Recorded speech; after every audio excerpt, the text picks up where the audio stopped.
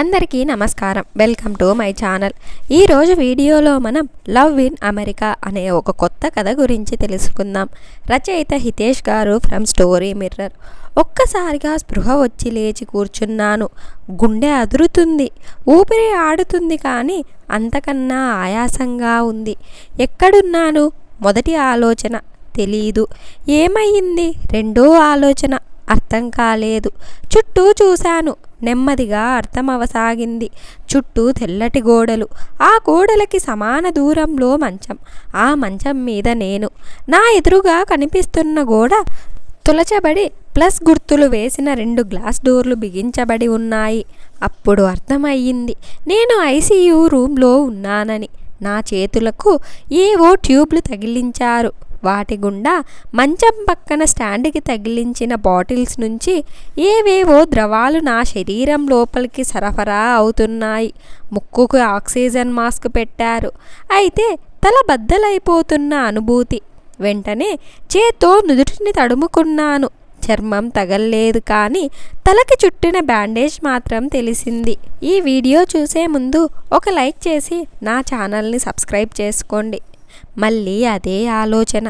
ఏమయ్యింది నాకు? ఈసారి గుర్తుకు రాలేదు. ముక్కుకి ఆక్సిజన్ మాస్క్ బరువుగా ఉన్నట్టనిపించి తీసి పక్కన పెట్టబోయాను.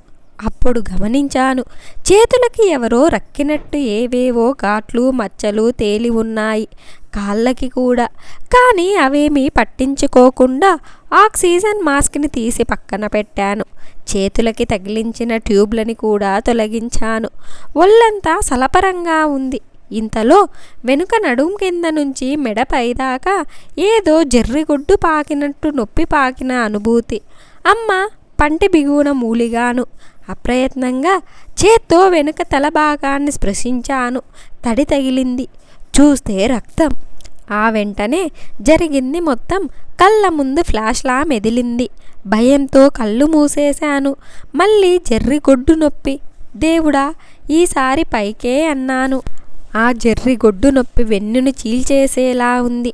అయినా ధైర్యం చేసి పాదాన్ని కింద పెట్టాను. డోర్ని చేరి రూమ్ నుంచి బయటపడాలనేదే నా ఉద్దేశం. అయితే కింద పాదాన్ని మోపిన మరుక్షణం నేల చల్లదనం వెన్నుని ఇందాక జర్రిగొడ్డు నొప్పికి మించిన గగ్గురపాటికి గురిచేసింది. తడబడుతూనే లేచి నించున్నాను. ఊపిరి బరువుగా వస్తుంది. పట్టించుకోకుండా డోర్ కేసి నడిచాను. అయితే డోర్ని తెరవబోతున్నా అనే క్షణంలో వినిపించింది ఆ శబ్దం. కాగితం రెపరెపలాడుతున్న శబ్దం. అప్రయత్నంగా శబ్దం వస్తున్న కేసి తల తిప్పాను. మంచం పక్కన టేబుల్ మీద ఉన్న పూల బొకేల మధ్యలో ఉంది ఆ కాగితం. గాలికి రెపరెపలాడుతుంది. అప్రయత్నంగా దానికేసి నడిచాను. దగ్గరికెళ్తే తెలిసింది అది కాగితం కాదు, ఫోల్డ్ చేసిన లెటర్ అని. వంగి మునివేళ్లతో దాన్ని అందుకున్నాను.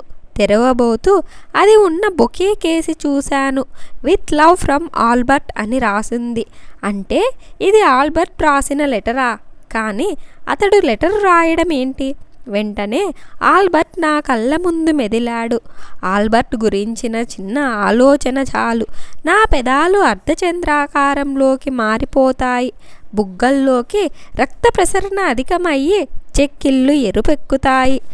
అతడి ప్రతిరూపం నా మనోపలకమంతా నిండిపోయి అతడి జ్ఞాపకాలు నా కళ్ళ ముందు కదలాడుతాయి. ఇదంతా కేవలం సెకండ్ల వ్యవధిలోనే జరిగిపోతుంది. అంతటి గాఢ ముద్ర అతడిది నా మీద.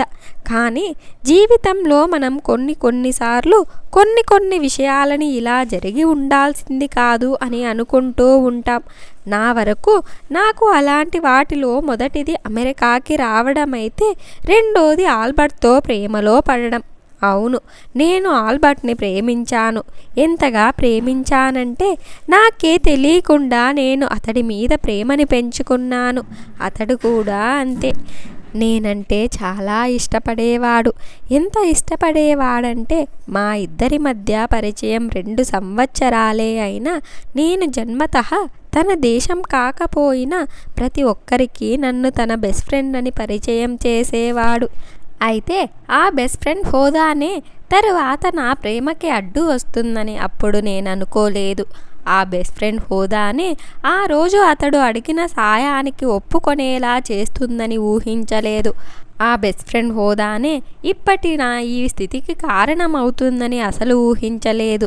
కానీ జీవితం అంటే అంతే.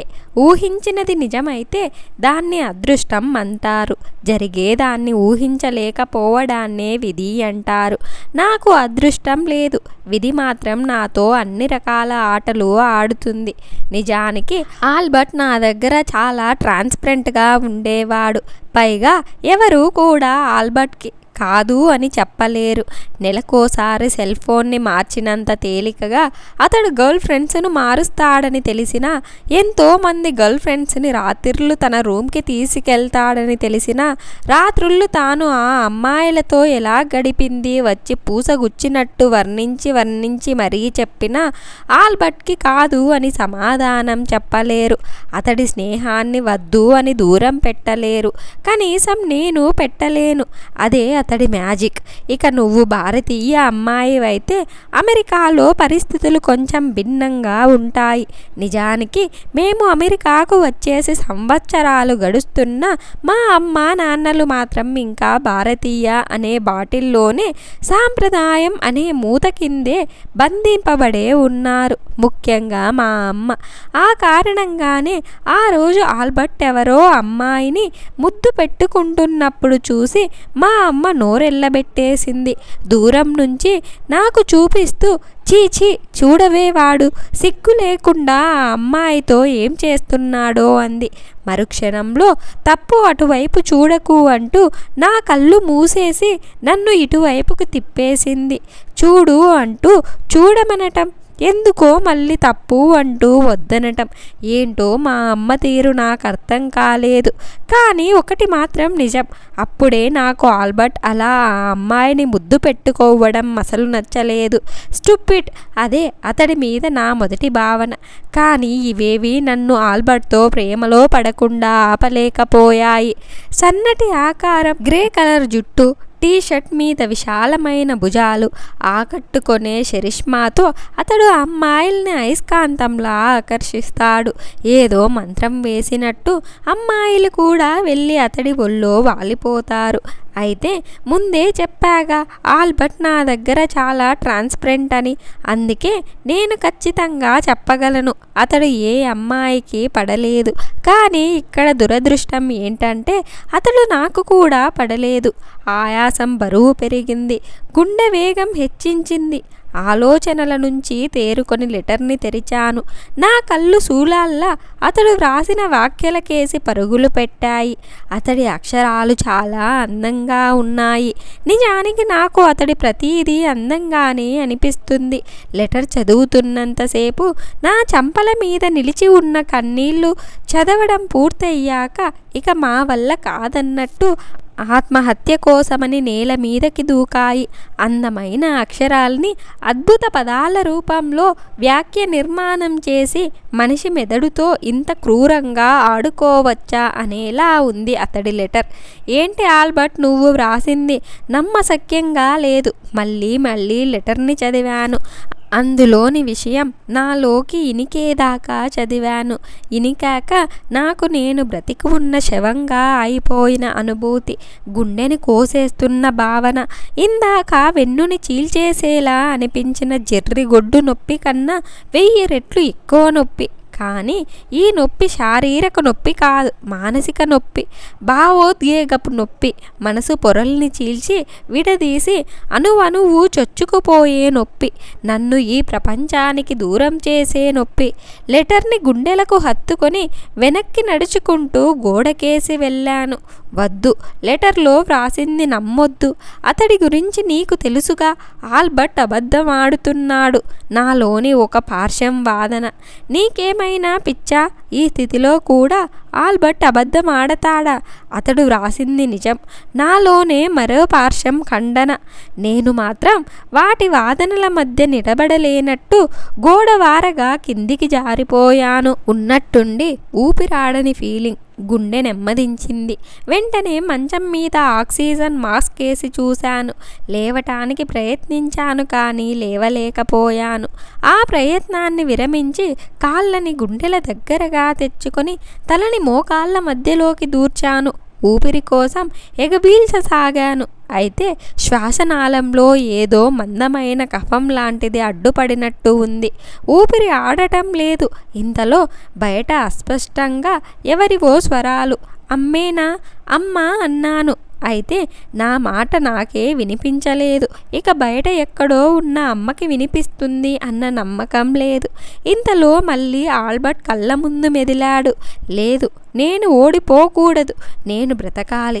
చివరిసారిగా ఆల్బర్ట్తో ఒకసారి మాట్లాడాలి.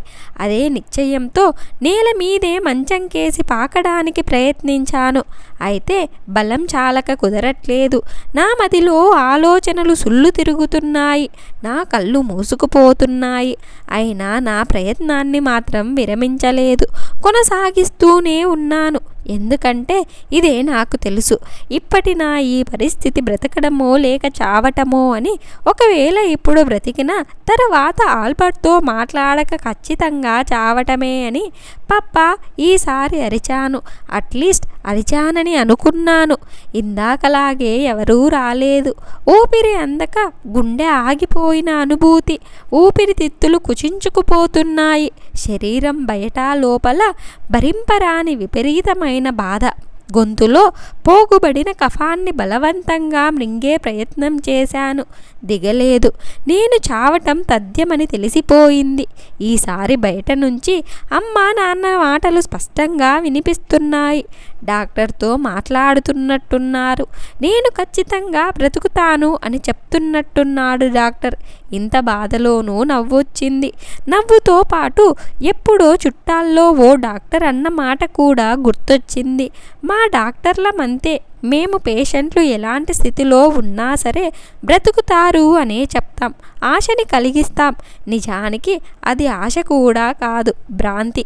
ఎవరైనా జీవితంలో అత్యంత దుస్థితిలో ఉన్నప్పుడే హాస్పిటల్లో వచ్చి చేరుతారు. అలాంటి సందర్భంలో బ్రతుకు అనే భ్రాంతిని కలిగించడం బిజినెస్ టెక్నిక్ అయినా పేషెంట్లకి వాళ్ళ బంధువులకి మానసిక స్థైర్యాన్ని మాత్రం ఇస్తుంది. నవ్వాను.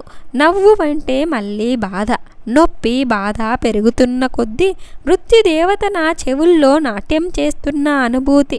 అటు మంచం, ఇటు డోర్, రెండు కొన్ని మైళ్ళ దూరంలో ఉన్న ఫీలింగ్.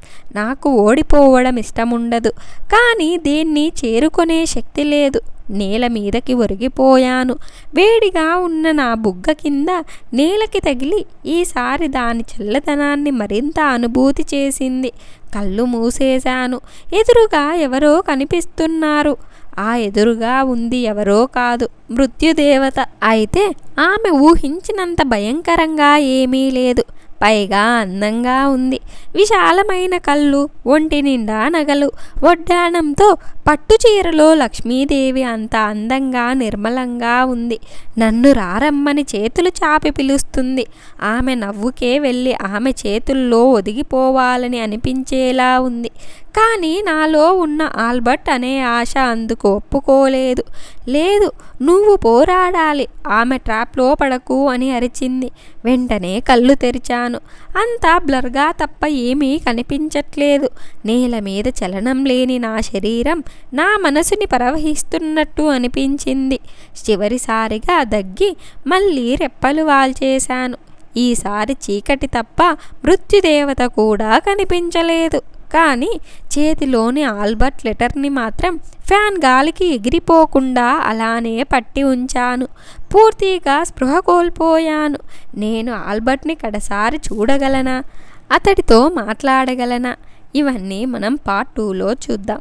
ఈ వీడియో కనుక మీకు నచ్చినట్లయితే ఒక లైక్ చేసి ఈ స్టోరీ ఎలా ఉందో కామెంట్ చేయండి. నా ఛానల్ ఇంకా సబ్స్క్రైబ్ చేసుకోకపోతే వెంటనే నా ఛానల్ని సబ్స్క్రైబ్ చేసుకోండి. Thanks for watching.